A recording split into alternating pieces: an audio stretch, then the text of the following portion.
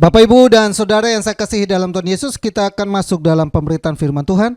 Biarlah firman Tuhan hari ini kita mengangkat sebuah tema yang saya percaya bahwa Bapak Ibu pun mungkin sudah pernah sering mendengar setiap kali ibadah Paskah. Seringkali ibadah Paskah adalah temanya adalah Dia sudah bangkit atau kebangkitannya membawa kemenangan. Tapi hari ini saya mengangkat sebuah tema yang juga dikutip dari ayat Alkitab. Temanya adalah Ia tidak ada di sini. Saya ulangi, tema kita hari ini, tema Paskah kita hari ini adalah Ia tidak ada di sini. Amin ya. Bapak Ibu, perhatikan kenapa Dia tidak ada di sini. Karena Matius pasal yang ke-28 ayat yang ke-5 sampai ayat yang ke-6 memberikan kepada kita tentang judul kita hari ini, bahwa Ia tidak ada di sini. Nah, saya bacakan bagi kita semua di Matius pasal yang ke-28 ayat yang 5 sampai dengan 6. Akan tetapi malaikat itu berkata kepada perempuan-perempuan itu, "Janganlah kamu takut, sebab aku tahu kamu mencari Yesus yang disalibkan itu. Ia tidak ada di sini." Saya ulangi, Ia tidak ada di sini, sebab Ia telah bangkit, sama seperti telah dikatakannya. Mari, lihatlah tempat Ia berbaring. Bapak, Ibu, dan Saudaraku yang saya kasihi dalam Tuhan Yesus, seperti biasa ada Maria dan Maria Magdalena. Mereka pergi ke kubur Yesus karena mereka saking sayangnya kepada Yesus, saking mengasihinya Yesus, mereka datang kepada kuburnya untuk mereka melakukan seperti biasa pada zaman itu, berziarah. Orang-orang Yahudi zaman itu suka berziarah ke kuburan. Makanya sampai sekarang pun ada begitu banyak orang yang masih berziarah ke kuburan. Mereka ke kuburan bukan untuk supaya berdoa supaya Yesus itu pindah, tidak. Tapi mereka masih merasa sayang kepada Yesus. Karena sebelumnya, kejadian sebelumnya sangat begitu menggoncangkan kehidupan mereka. Kejadian sebelumnya membuat mereka tergoncang, membuat mereka menjadi murid, orang-orang yang tadinya mengikut Yesus, setia kepada Yesus. Lihat idola mereka, lihat orang menjadi kebanggaan mereka, lihat Yesus yang tadinya menyembuhkan orang, lihat Yesus yang tadinya membangkitkan orang, lihat Yesus yang tadi berjalan di atas air, lihat Yesus yang meneduhkan angin, lihat banyak tanda-tanda yang heran yang ajaib. Yesus yang mengusir setan itu sekarang mati, dan mereka sudah tidak punya harapan lagi. Karena itu malaikat tahu. Mereka datang ke kuburan karena di situ dikatakan jangan kamu takut. Mereka takut sekali menghadapi kehidupan ini. Kenapa? Pemimpin mereka menganggap Yesus sebagai pemimpin mereka sudah disalibkan. Tidak lama lagi pengikut-pengikutnya pun akan disalibkan. Ditegaskan dari mana? Ditegaskannya dari waktu Yesus disalibkan. Ada perempuan yang lihat Petrus, dia bilang begini, "Kamu juga salah satu pengikutnya." Ini dia, dari logatnya dia ketahuan salah satu pengikutnya. Tangkap dia juga, salibkan dia. Banyak orang yang boleh terguncang. Salah satu yang terguncang paling parah adalah Petrus. Dia yang selalu mau membela Yesus, dia yang selalu berdiri depan. Bahkan Yesus bilang begini, akan datang masanya saya akan diserahkan dan disalibkan. Dia tarik Yesus. Tuhan, sekali-kali itu tidak boleh. Tapi Yesus bilang begini, "Hai, nyalain kau iblis." Karena dia tidak tahu ternyata iblis mencegah dia supaya nggak boleh disalibkan. Nah, Bapak Ibu perhatikan bahwa murid-muridnya, mereka ke kuburan dengan harap-harap cemas. Mereka sangat takut sekali. Tapi ketika mereka sampai di kuburan, ada malaikat Tuhan yang duduk di situ dan berkata, "Jangan takut, sebab aku tahu kamu mencari Yesus yang disalibkan itu." ditegaskan kembali. Yesus yang kamu salibkan itu, Yesus yang telah disalibkan itu tidak ada di sini. Kenapa dia tidak ada di sini?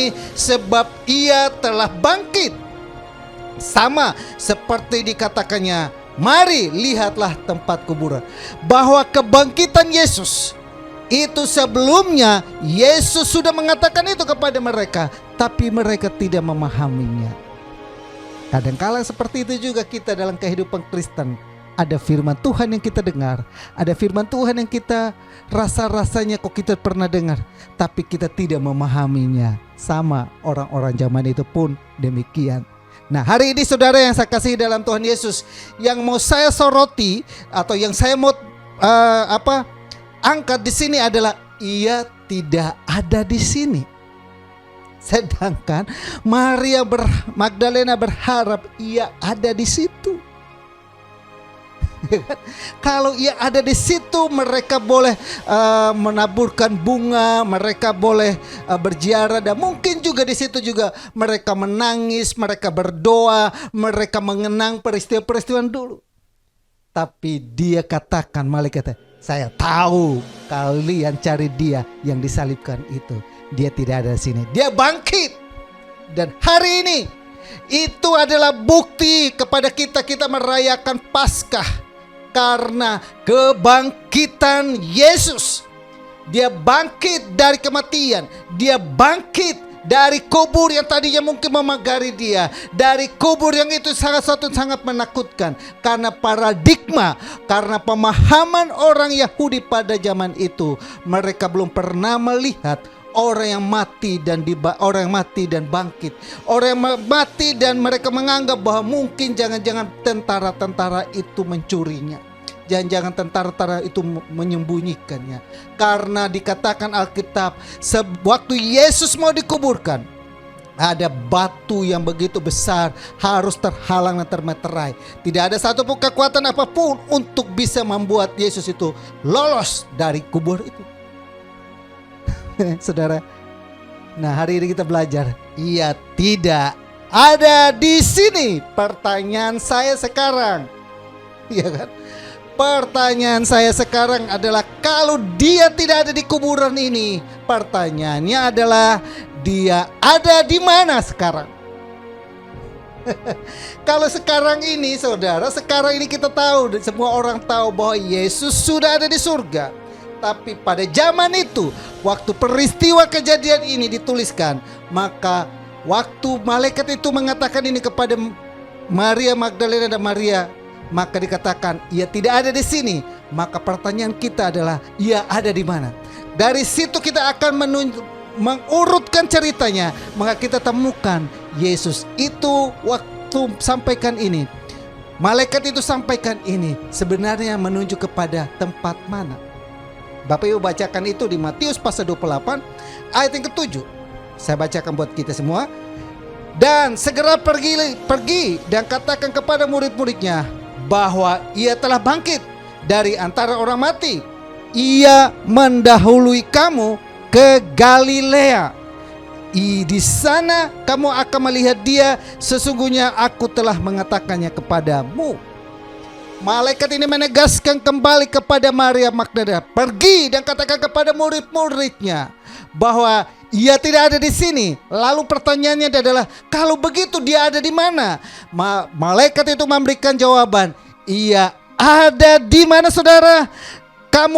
Ia akan mendahului kamu di Galilea. Amin ya. Dia mendahului kamu di Galilea. Katakan kepada murid-muridnya, pergi ke Galilea, karena dia sudah ada di Galilea. Ia tidak ada di sini. Karena apa? Karena ia ada di Galilea. Wow, sesuatu yang menarik buat kita cermati, sesuatu yang menarik.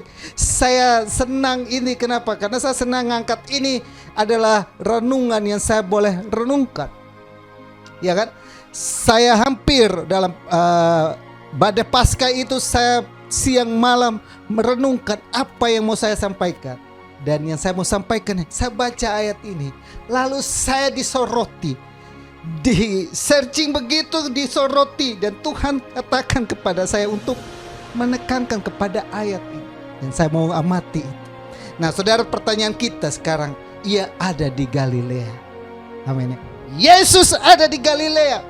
Dia bangkit dari kematian. Dia meninggalkan kematian. Dia meninggalkan kubur itu. Dia meninggalkan kesengsaraan itu. Dia meninggalkan kematian itu.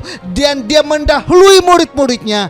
Ada di Galilea. Kubur ada sesuatu yang menakutkan. Kubur ada lambang kematian. Tapi ditinggalkan itu dan dia masuk ke Galilea. Dan dia mendahului murid-muridnya di sana.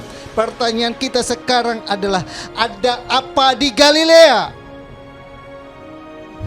Haleluya. Ada apa di Galilea sehingga Tuhan mau mendahului murid-muridnya di sana? Begitu dia bangkit, yang tempat pertama yang dia mau datangi adalah Galilea. Amin ya saudara.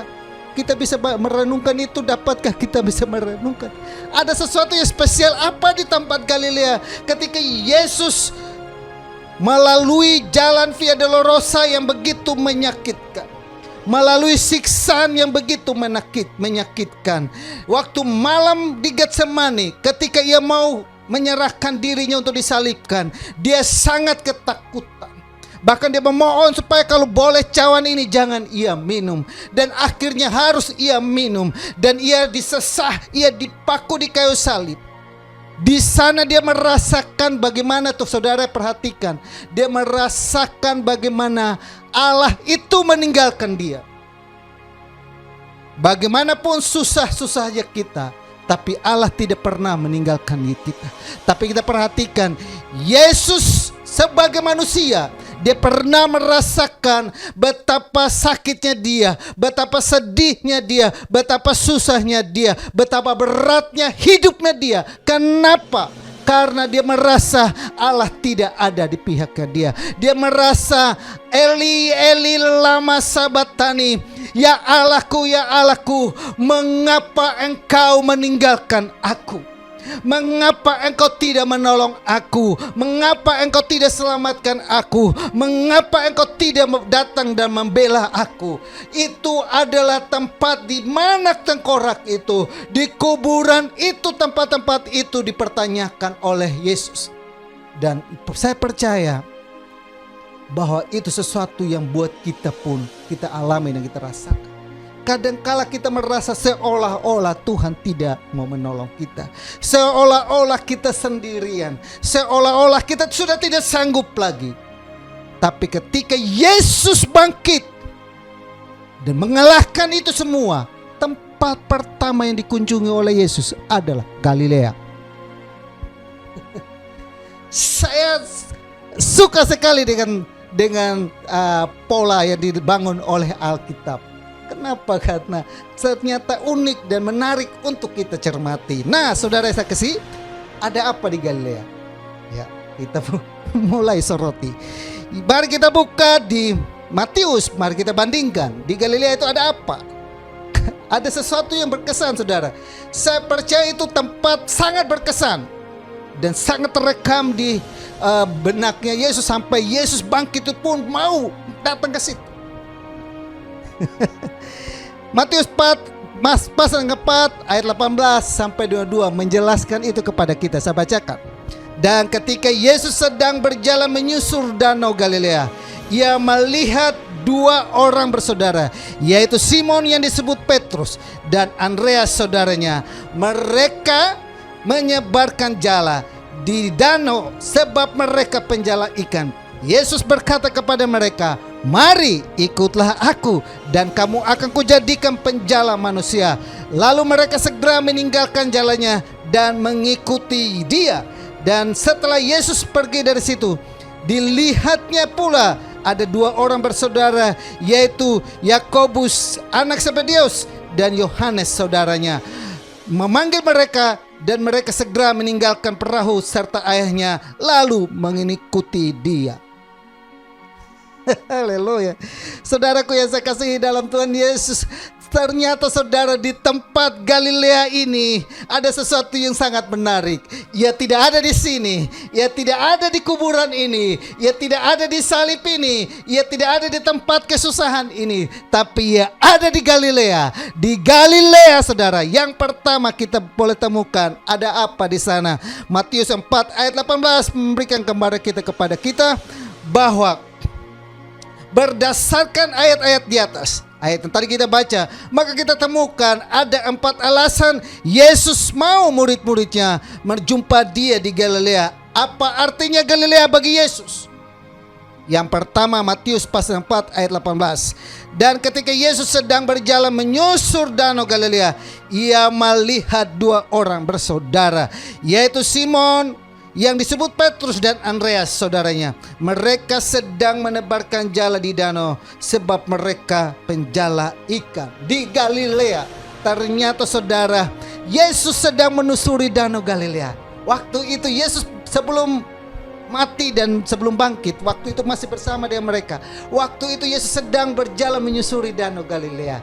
Yesus dari jauh melihat ada 2 saudara yang sedang menebar jala, karena mereka penjala ikan waktu itu. Saudara yang saya kasihi dalam Tuhan, ini adalah sebuah kisah yang unik yang perlu kita cermati. Dari sini saudara, saya punya gambaran begini. Kenapa Yesus itu mau pergi ke Galilea dan mendahului mereka? Karena di Galilea tempat pertama kalinya Yesus melihat kita. Galilea adalah tempat pertama kalinya Yesus melihat kepada Petrus dan saudaranya. Pertama kalinya Yesus melihat kita adalah di Galilea. Kenapa Yesus mendahului mereka di Galilea? Karena di situ pertama kalinya Yesus berjumpa dengan mereka. Amin saudara. Pertama kali kita berjumpa dengan Yesus, itu adalah tempat di mana Yesus pun mau selalu hadir di tempat itu. Amin. Oleh karena itu saudaraku yang saya kasih dalam Yesus, mari kita pelihara. Waktu kita punya pengalaman pertama berjumpa dengan Yesus, waktu kita punya pertama berjumpa dengan Yesus, ada sesuatu yang paling indah pasti kita rasakan dan sangat membekas di hati Yesus. Pertama kali berjumpa dengan murid-muridnya adalah di Danau Galilea. Dia melihat mereka. Saya jelaskan apa artinya itu bagi kita. Adalah tempat pertama kalinya kita berkenan di hatinya Tuhan. Itu artinya tempat pertamanya kalinya kita mendapat perkenanan Tuhan untuk menjumpai Tuhan. Mendapat perkenanan Tuhan untuk Tuhan memakai kita. Mendapat perkenanan Tuhan untuk Tuhan mengurapi kita. Mendapat perkenanan Tuhan untuk Tuhan mau memakai kita menjadi satu alat yang untuk kemuliaan nama Tuhan. Dan saudara perhatikan di Alkitab, ada 3 contoh yang dimana mereka dapat perkenanan Tuhan. Yang pertama adalah Nuh mendapat perkenanan Tuhan.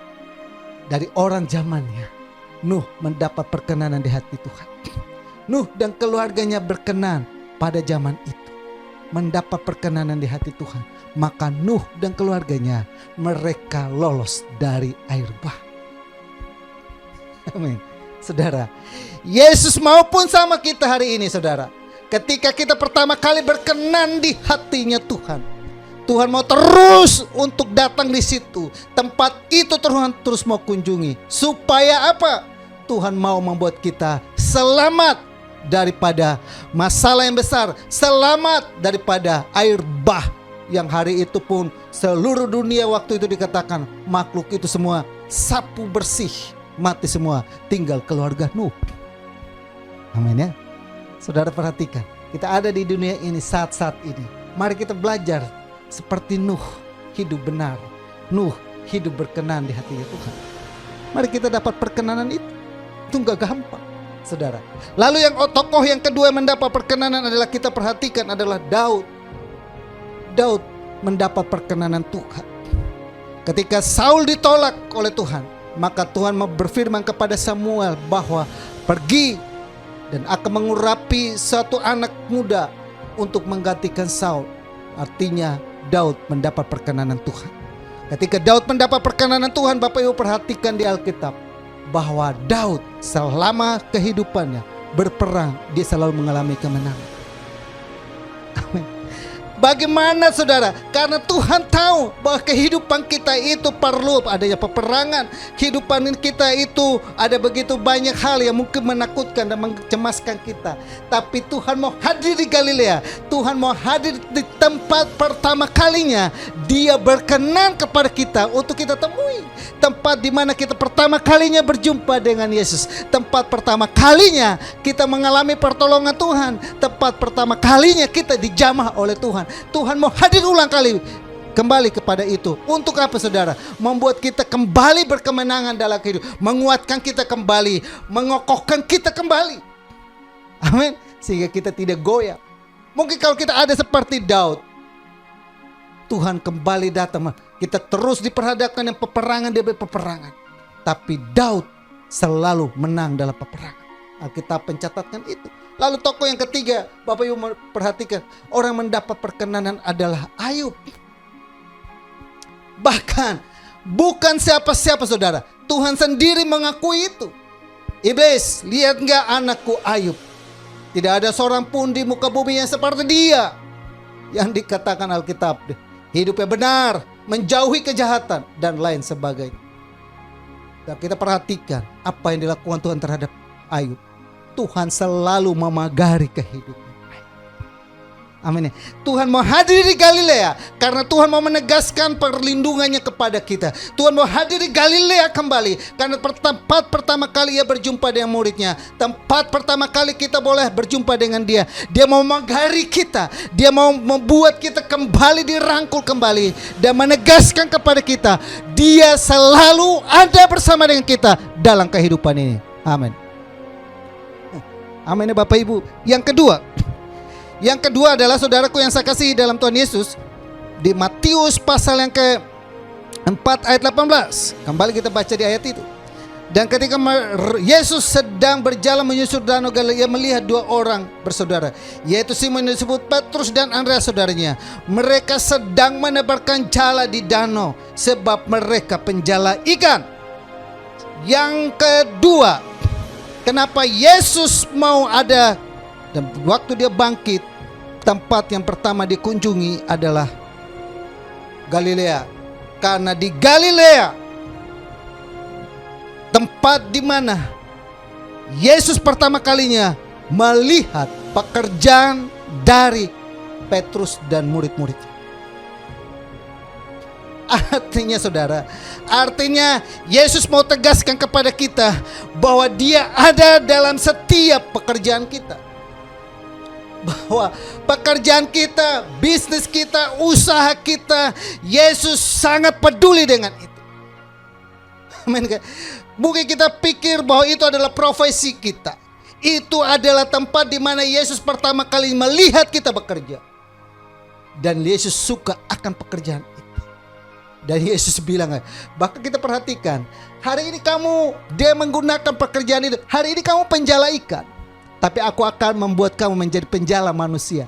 Artinya apa? Lewat pekerjaanmu, lewat apa yang menjadi profesimu hari ini, Tuhan mau hadir di situ. Dan Tuhan mau bilang begini, menegaskan, aku ada selalu bersama dengan kamu dalam bisnismu, dalam usahamu, dalam profesimu, dalam apapun yang kau kerjakan. Aku ada selalu bersamamu dan membuat itu berhasil. Amin saudara. Kita amin. Oleh karena itu hari ini saudara, semua lini kehidupan, semua bisnis usaha, semua apapun, terutama bisnis garment, kita perhatikan itu benar-benar ada banyak orang yang babak belur.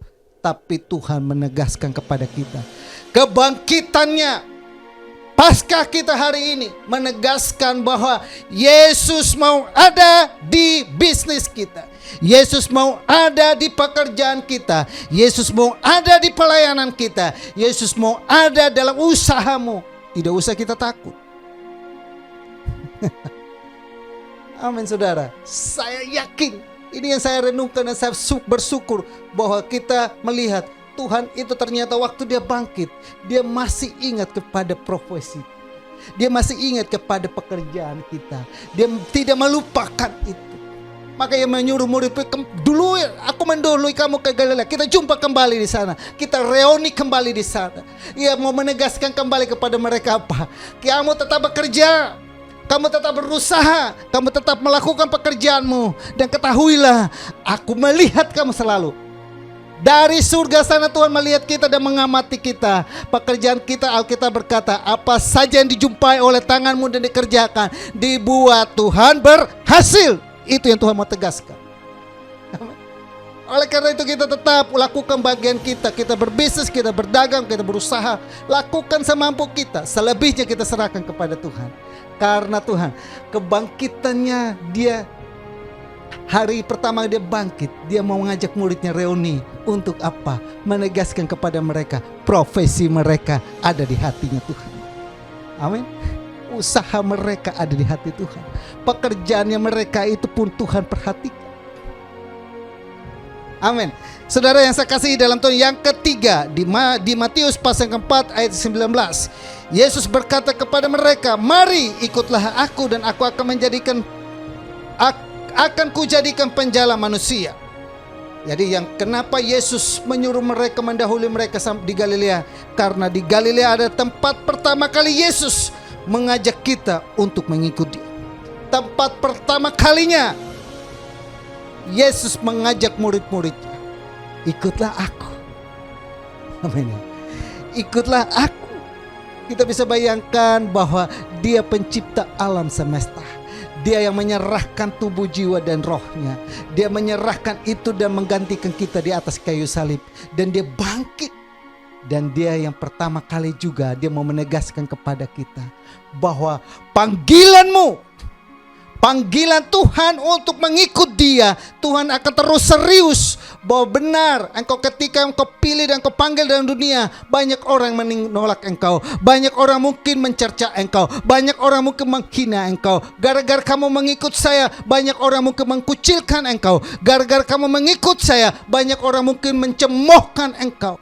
Tapi ketahuilah, tempat itu adalah tempat yang pertama kali Tuhan waktu bangkit menegaskan kepada kita, kehadiran Tuhan selalu menyertai kita dalam panggilan kita. Amin. Saya percaya itu saudara.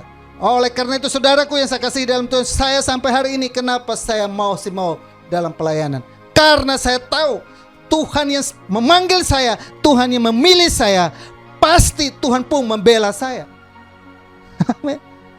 Hari itu Tuhan bilangnya, ikutlah aku, tinggalkan itu dan ikutlah aku. Dia mau menegaskan kebangkitannya kepada kita hari ini, menegaskan kepada kita bahwa Tuhan serius dengan panggilannya kepada kita. Dia memilih kita dari sekian ribu orang ada di dunia ini, dan dia memilih kita menjadi pengikutnya. Dia tahu itu berat. Amin. Hari Jumat kemarin saya sudah jelaskan itu kepada kita. Salib itu lambang kematian, lambang cemoohan, lambang olokan, lambang kebodohan, dan lambang sebagainya. Buat mereka dunia yang melihat kita bodoh.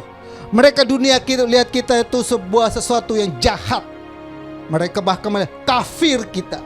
Mereka mengkafir-kafirkan kita. Tapi hari ini Yesus datang di Galilea. Dia bangkit dan dia mendahului kita di Galilea. Dia menunggu kita di Galilea. Yesus mau menegaskan kepada kita, dia serius terhadap panggilannya kepada kita. Kemarin, hari Sabtu kemarin, saya melakukan baptisan air. Ada 5 orang, baik Michael dan juga Milan, Bu Aling dan juga 2 anaknya. Bu Aling bilang begini, Pak, ada orang berpikir bahwa saya ketika terima Yesus dan dibaptis, dipikir saya dicuci otaknya. Benar saudara, karena mereka berpikir bahwa mengikut Yesus itu adalah sesuatu yang bodoh. Hari Jumat kemarin saya sudah uraikan itu. Sesuatu yang jahat mungkin. Atau mengikut Yesus itu adalah sesuatu yang dikatakan lambang ejekan dan olokan. Yesus melalui itu. Yesus diludahi, Yesus dicaci maki, Yesus tidak salah tapi dia disalahkan. Tapi saya percaya bahwa kita yang berharga mengikut Yesus.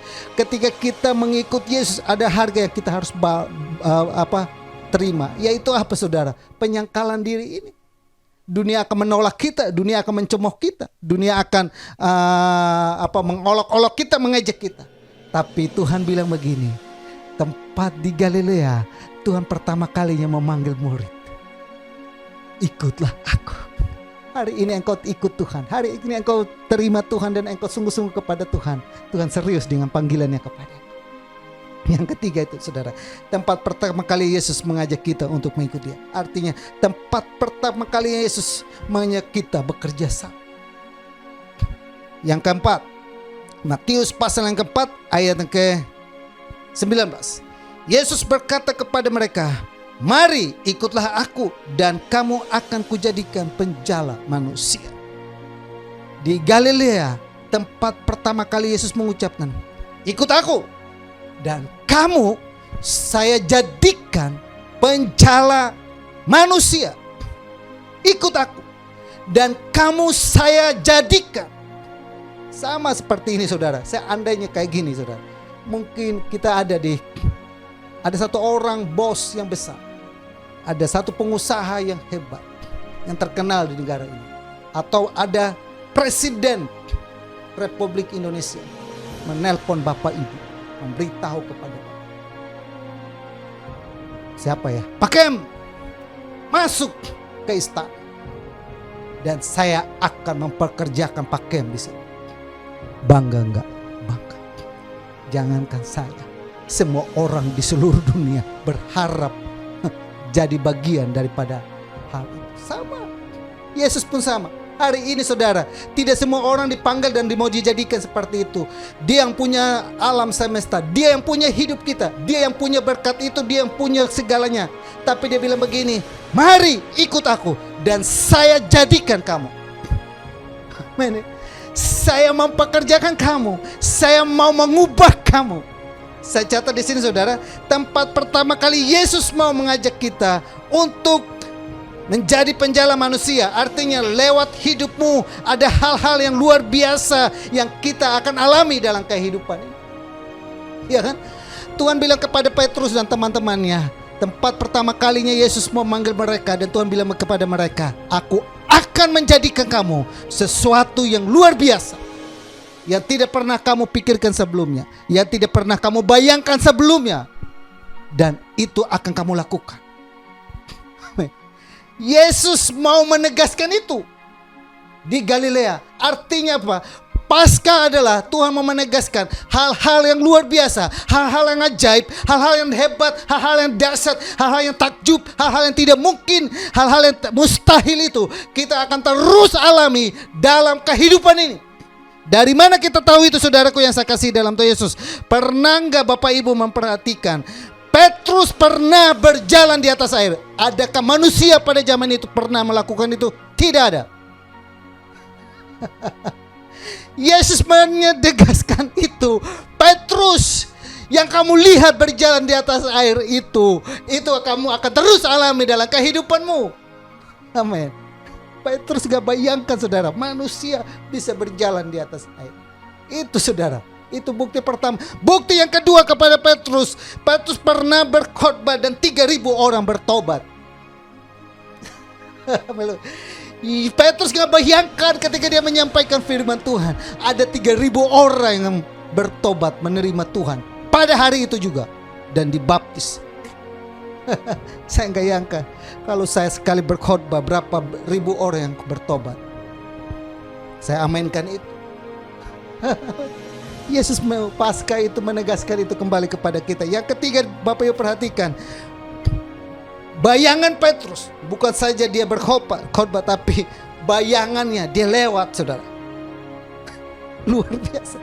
Bayangannya waktu dia lewat menyembuhkan orang saudara. Hal-hal yang luar biasa. Kita bayangkan Petrus, ya Tuhan panggil dia menjadi, aku akan menjadikan kamu. Dan benar-benar saudara, Petrus alami, dia bisa berjalan di atas air, dia bisa berkhotbah dan orang lain bertobat, dan bayangan dia lewat bayangannya, orang yang sentuh kepada bayangannya sembuh. Apakah itu bukan sesuatu hebat? Hebat dan luar biasa. Itu menegaskan bahwa aku yang sama, yang tadinya memanggil kamu di Galilea, yang tadinya melihat kamu di Galilea, melihat pekerjaanmu, melihat profesimu, melihat bisnismu, melihat usahamu, dan aku yang mengajak kamu untuk bekerja sama, aku yang mengajak kamu bermitra bersama. Aku jadikan kamu, dengan kata lain pasca itu dikatakan ia tidak ada di sini sebab ia mendahului kamu di Galilea. Di Galilea kita akan diteguhkan kembali. Di Galilea kita akan dikokohkan kembali. Di Galilea kita akan dimotivasikan ulang. Di Galilea Tuhan menegaskan ulang tentang betapa seriusnya Dia dengan panggilannya kepada kita. Hari ini biarlah Paskah kita hari ini, kita harus ingat seperti apa yang dilakukan Yesus. Pertama kali Ia bangkit menuju ke Galilea, tempat di mana pertama kalinya Dia melihat kita.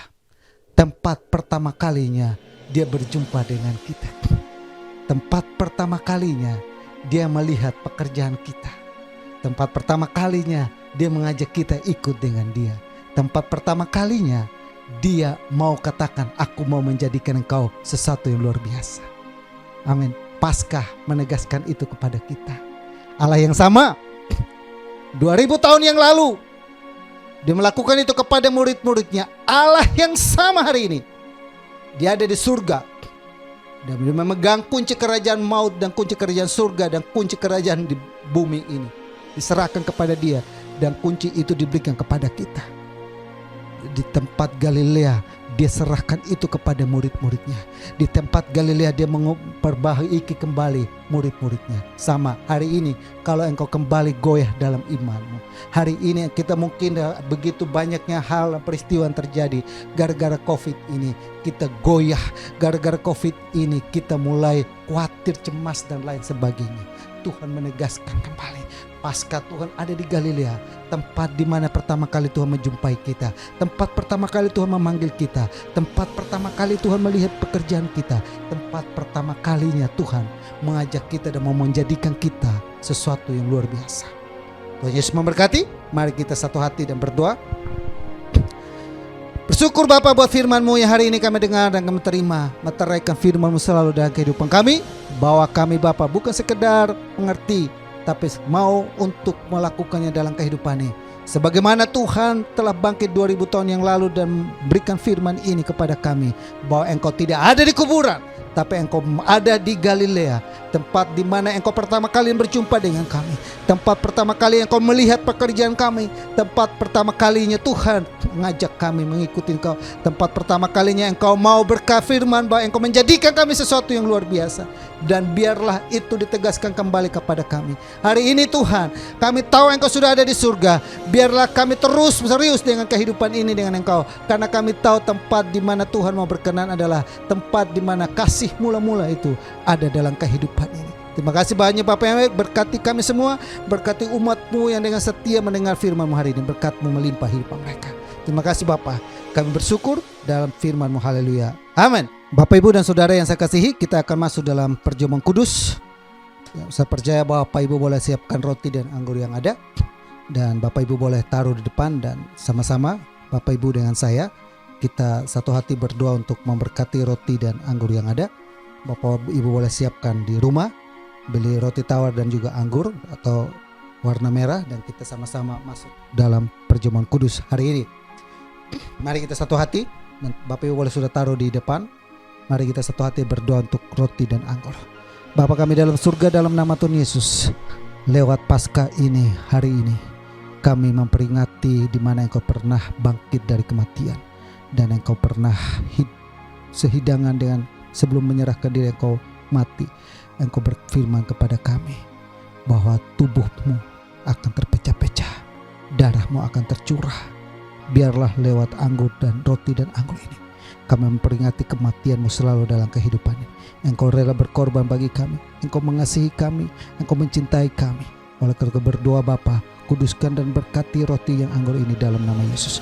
Ketika kami makan roti dan anggur ini, kami boleh melihat tubuh-Mu di dalam kami, darah-Mu di dalam kami, menguasai kami, meliputi kami, menaungi kami selalu. Tubuh-Mu adalah benar-benar hidup adanya dalam hidup kami. Terima kasih banyak Bapa yang baik, darah-Mu tercurah selalu untuk kami. Berdoa dan menguduskan roti dan anggur ini, roti dan anggur umat Tuhan, jemaat Tuhan yang ada di rumah Tuhan kuduskan dan berkati. Dalam nama Yesus, kami semua dilawat lewat perjamuan kudus hari ini. Terima kasih banyak Bapak yang baik. Dalam nama Yesus, haleluya, amin. Ya Bapak Ibu Saudaraku yang saya kasihi dalam Tuhan Yesus, boleh mengambil kembali roti yang Bapak Ibu sudah siapkan dan pegang di tangan kanan Bapak Ibu, dan Bapak Ibu boleh dengarkan firman Tuhan yang saya bacakan buat Bapak Ibu. 1 Korintus 10 ayat 16. Bukankah cawan pengucapan syukur yang atasnya kita ucap syukur adalah persekutuan dengan darah Kristus? Jika saudara percaya katakan amin. Bukankah roti yang kita pecah-pecahkan adalah persekutuan dengan tubuh Kristus? 1 Korintus 11 ayat 23 sampai 24. Sebab apa yang telah kuteruskan kepadamu telah aku terima dari Tuhan, yaitu bahwa Tuhan Yesus pada waktu ia diserahkan mengambil roti dan sesudah itu yang mengucap syukur atasnya, ia memecah-mecahkannya dan berkata, inilah tubuhku yang diserahkan bagi kamu. Perbuatlah ini menjadi peringatan akan aku. Kita angkat roti di atas kepala kita, tanda kita mengakui tubuh Kristus yang berkuasa atas kehidupan kita. Dan bersama-sama dengan iman, ikuti doa saya. Terima kasih Tuhan Yesus buat tubuh Kristus yang terpecah, yang memberikan kau kepastian hidup kekal di surga, yang menyempurnakan tubuh, jiwa dan rohku, yang menjadikan kau warga kerajaan Allah yang berhak untuk menerima segala janji dan berkat-berkat Allah. Terima kasih Tuhan Yesus, karena melalui tubuh Kristus yang terpecah mengubah sifat dan karakterku. Hidupku dibaharui, hatiku dibaharui, pikiranku dibaharui, perkataanku dibaharui, keluargaku dibaharui, dan masa depanku dibaharui. Terima kasih Tuhan Yesus, karena melalui tubuh Kristus yang terpecah, penyakitku disembuhkan, segala kelemahan tubuhku, segala kutuk penyakit dan segala penderitaanku sudah diselesaikannya di atas kayu salib. Terima kasih Tuhan Yesus, karena melalui tubuh Kristus yang terpecah, aku bebas dari segala malapetaka, mara bahaya, niat orang jahat dan kecelakaan. Terima kasih Tuhan Yesus. Mari kita makan dengan iman dalam nama Tuhan Yesus. Haleluya.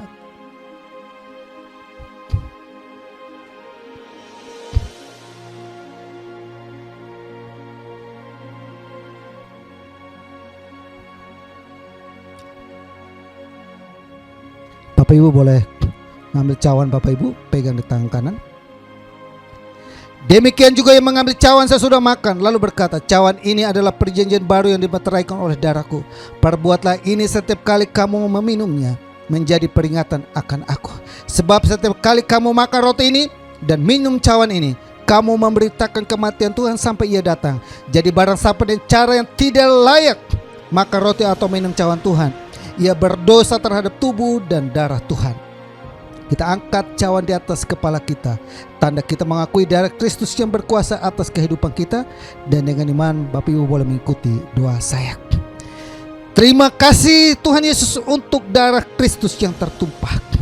Aku percaya melalui darah Kristus yang tertumpah, hidupku telah lunas dibayar.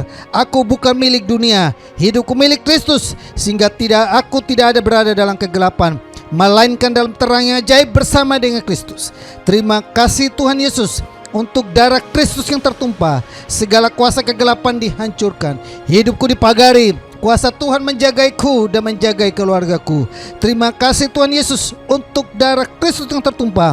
Aku bebas dari segala kutuk dosa, kutuk penderitaan, kutuk keturunan, dan segala kutuk yang diucapkan orang lain kepadaku.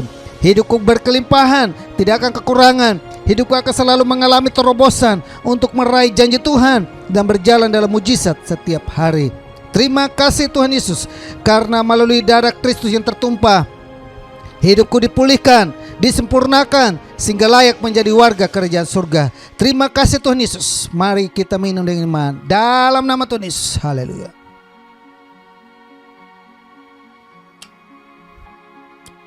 Naikkanlah ucapan syukurmu kepada Tuhan. Berterima kasihlah kepada Tuhan karena Dia sudah menolong kita. Dia memanggil kita. Dia mau menjadikan kita sesuatu yang luar biasa. Sebagaimana janjinya kepada murid-muridnya, biarlah janji itu pun Tuhan tegaskan kembali kepada kita hari ini. Kami bersyukur Bapa. Kami terima kasih. Pengorbananmu luar biasa baik kami. Haleluya, haleluya, haleluya. Terima kasih banyak Bapak yang baik. roti dan anggur yang kami sudah makan dan minum. Biarlah itu Engkau ada di dalam kami di dalam Engkau. Kami dikuduskan selalu, kami dikuatkan, kami dimampukan. Kuasa kebangkitan-Mu boleh memulihkan kami. Kuasa kebangkitan-Mu boleh mengubahkan kami. Kuasa kebangkitan-Mu boleh hadir terus dalam kehidupan ini, sehingga kami boleh berkemenangan terus dalam kehidupan ini. Kami yang mengalami sakit dijamah sudah dipulihkan, disembuhkan dalam nama Yesus. Yang lemah dikuatkan, yang susah dihiburkan. Tuhan tolong kami selalu. Keluarga kami, bisnis kami, usaha kami, apapun itu Tuhan tolong kami. Pekerjaan, pelayanan kami, tolong kami. Terima kasih Bapa. Terpujilah nama-Mu dalam nama Yesus. Haleluya. Amin.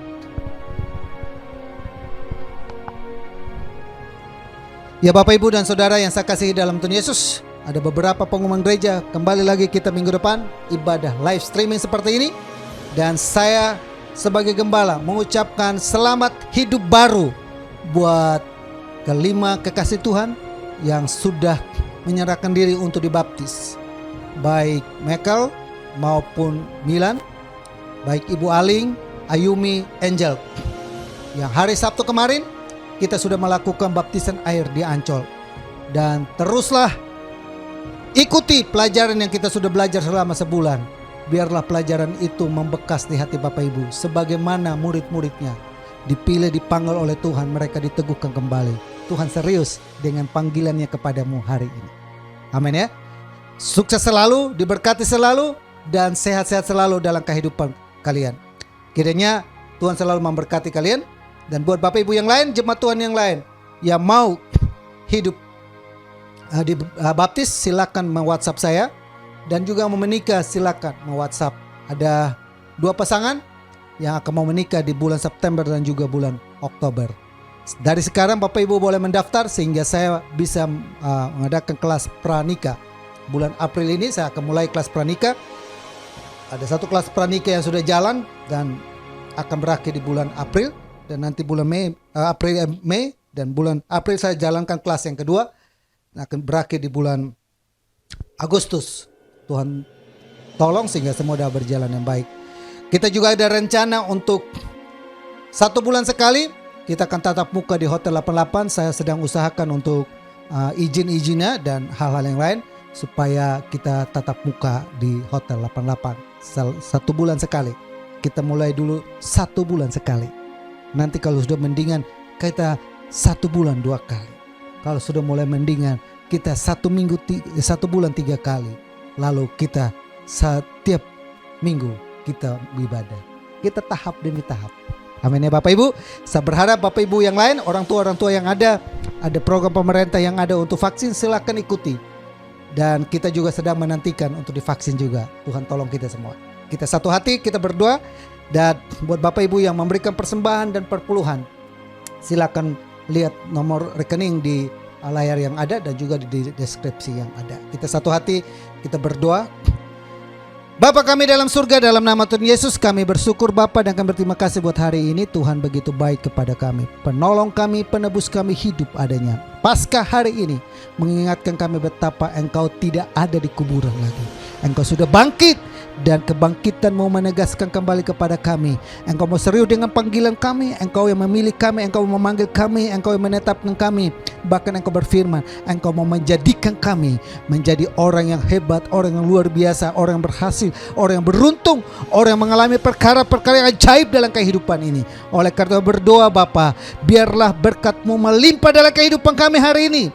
Pasca hari ini mengubahkan kehidupan kami. Pasca hari ini mengubahkan panggilan kami. Pasca hari ini memperbaharui hidup kami. Pasca hari ini menegaskan penyertaan Tuhan tidak pernah berhenti bagi kami.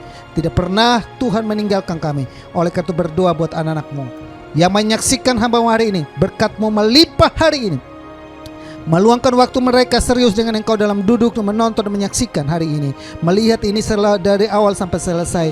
Tuhan amat berdoa dan memberkati mereka. Dalam nama Yesus, dalam nama Yesus, dalam nama Yesus, dalam nama Yesus, dalam nama Yesus, dalam nama Yesus.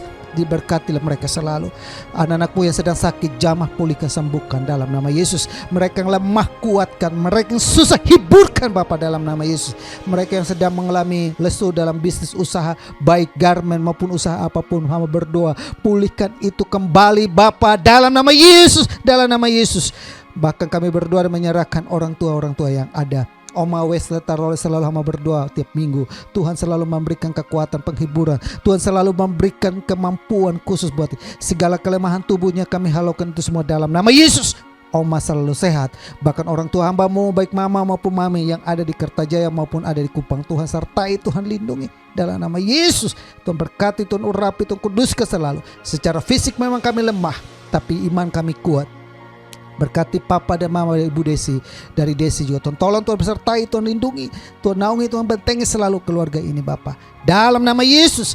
Ibu Damayanti, Ibu Helen, Ibu Kenket, Tuhan tolong juga dalam usia yang lanjut, biar mereka tetap kuat, mereka tetap dipelihara oleh Tuhan. Tolong senantiasa Bapa dalam nama Yesus. Anak-anakmu yang lain yang sedang mengalami sakit penyakit, baik Mega, Tuhan tolong juga Bapa, biar Tuhan selalu menyertai dan melindunginya sehingga ia tetap sembuh secara total untuk kemuliaan nama dalam nama Yesus. Nah, kami berdoa Bapa dan menyerahkan anak-anakmu yang lain, anakmu Dev yang ada di garis depan penanganan COVID, Tuhan berkati, Tuhan naungi, Tuhan bentengi selalu. Anak-anakmu sedang merintis usaha, Tuhan campur tangan agar usaha dan berjalan baik. Anak-anakmu sedang baik Ibu Suryati, Tuhan tolong, Tuhan selalu memberikan penghiburan, Tuhan selalu memberikan kekuatan, Tuhan selalu memberikan semangat di dalamnya, biar dia tetap diberkati selalu dengan anak-anaknya. Berkati juga Bapak Atek, Tuhan berkati kehidupannya bersama dengan anaknya. Tuhan tolong anaknya sedang kuliah, Tuhan tolong juga. Tuhan tolong juga pulihkan Bapak Atek Bapak. Mau berdoa juga buat Ibu Bong Kim Hyong dan Bapak yang Thomas Judi. Tuhan berkati keluarga ini dalam usia lanjut, Tuhan selalu tolong, Tuhan berkati selalu. Ibu Herlita juga Tuhan tolong, Tuhan berkati. Bahkan anak-anakmu lain yang sedang hamil saat ini, baik Agnes maupun Lore, Tuhan tolong agar anak ini boleh lahir dengan normal tanpa kekurangan suatu apapun. Anak-anakmu yang sudah menyerahkan diri untuk dibaptis, doa hamba selalu buat mereka, kokohkan iman mereka selalu dalam Engkau. Langkah mereka untuk terima Engkau sebagai Yesus dan Juru Selamat, mereka sudah lakukan. Tuhan terus memberkatinya. Berkat atas kehidupan mereka itu dinyatakan selalu. Berkati Ibu Aling, berkati Michael, berkati Mian, berkati Ayumi, berkati Angel dalam nama Yesus. Terima kasih banyak Bapak yang baik, menyerahkan anak-anakmu yang telah memberikan persembahan dan perpuluhan.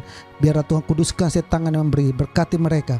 Mereka memberi bukan karena paksaan, mereka memberi bukan karena dorongan yang lain, tapi mereka memberi karena iman, mereka memberi karena sukacita, mereka memberi dengan sukarela, karena kami tahu betapa besarnya upah yang Tuhan sediakan bagi kami. Ada takaran yang kami pakai dan pergunakan untuk memberi. Tuhan berlipat gandakan itu bagi kami. Kami berdoa dan memberkatinya dalam nama Yesus Bapak. Terima kasih banyak Bapak yang baik. Anak-anakmu yang lain, Tuhan tolong Bapak campur tangan selalu buat jemaatmu, buat sidang jemaatmu. Rencana kami untuk melakukan ibadah tatap muka sebulan sekali di Hotel 88, Tuhan tolong dana yang dibutuhkan Tuhan cukupkan adanya, sehingga kami mulai ibadah secara normal kembali. Tuhan tolong Bapak, berkati kami, gereja kami, kirimkan jiwa-jiwa yang baru terus Tuhan tambahkan di gerejamu di GBI Double Silato Maintain.